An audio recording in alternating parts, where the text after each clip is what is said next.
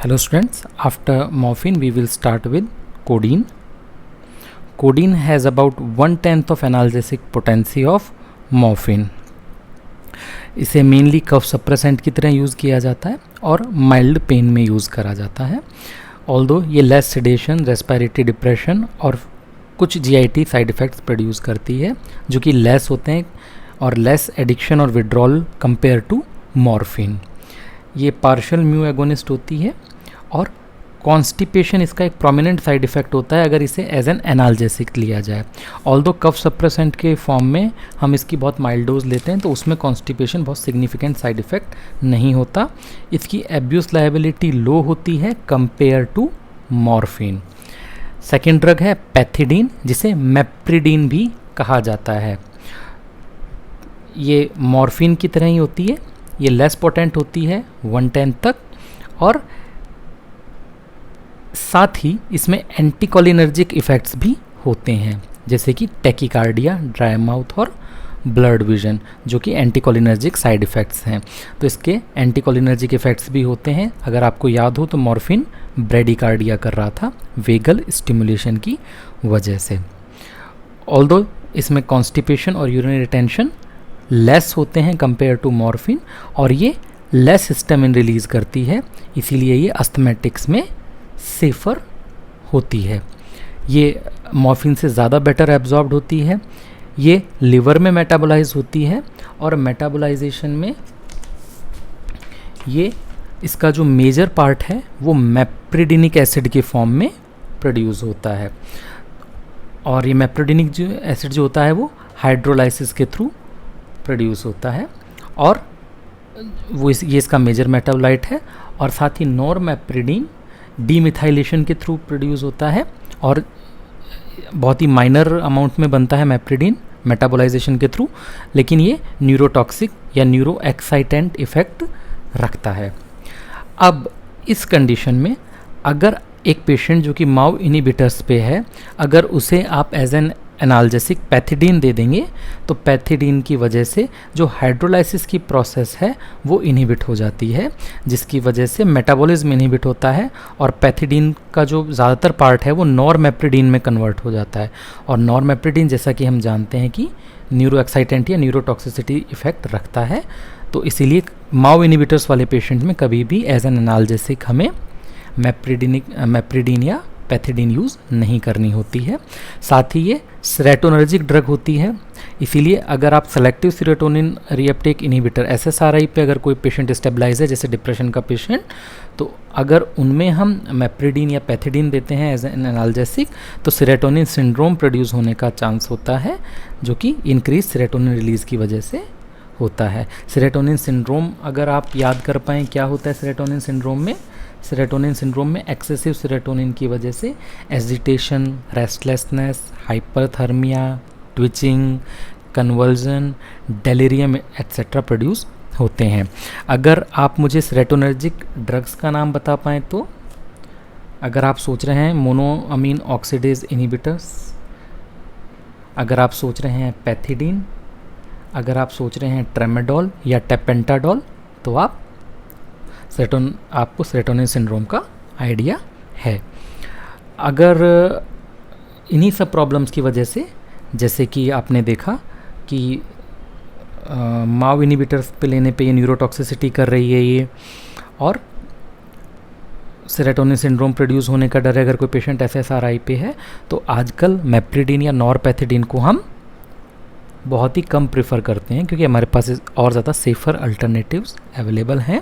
Although अगर therapeutic use अगर हम देखें तो हम इसे एज एन एनाल्जेसिक यूज़ कर सकते हैं और इसे शिवरिंग के समय, रिकवरी ऑफ एनेस्थीसिया, जब एनेस्थीसिया से रिकवरी हो रही होती है तो उस समय जो शिवरिंग होती है उसको प्रिवेंट करने के भी काम में लिया जाता है.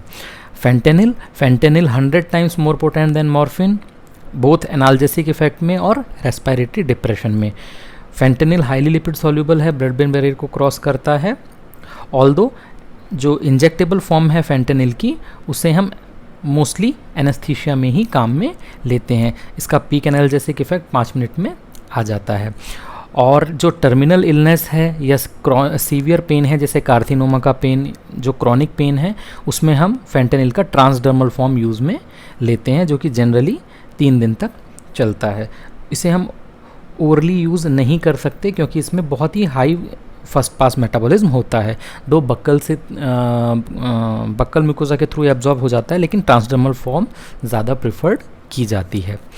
अब हम देखेंगे रेमीफेंटेनिल। रेमीफेंटेनिल फेंटेनिल का कंजनर होता है, और जो रेमीफेंटेनिल है ये आईवी इंजेक्शन के बाद बहुत ही ब्रीफ ड्यूरेशन ऑफ एक्शन होता है इसका, 15 मिनट में इसका इफेक्ट ख़त्म हो जाता है, क्योंकि ये मेटाबोलाइज होता है प्लाज्मा एस्टरेज एंजाइम के थ्रू। ये मेटाबोलाइज होता है,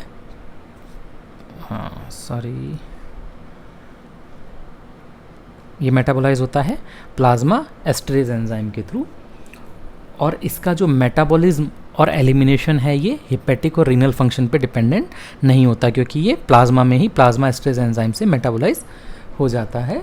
ऑल्दो इसे एनेस्थीसिया में यूज़ करते हैं, इसे उस तरह की सर्जरीज़ में यूज़ की जाती हैं जिसमें आपको रैपिड रिकवरी चाहिए होती है और साथ ही इंटेंस एनाल्जेसिया चाहिए होता है, यानी शॉर्ट सर्जिकल प्रोसीजर्स में रेमीफेंटेनिल का यूज़ किया जाता है।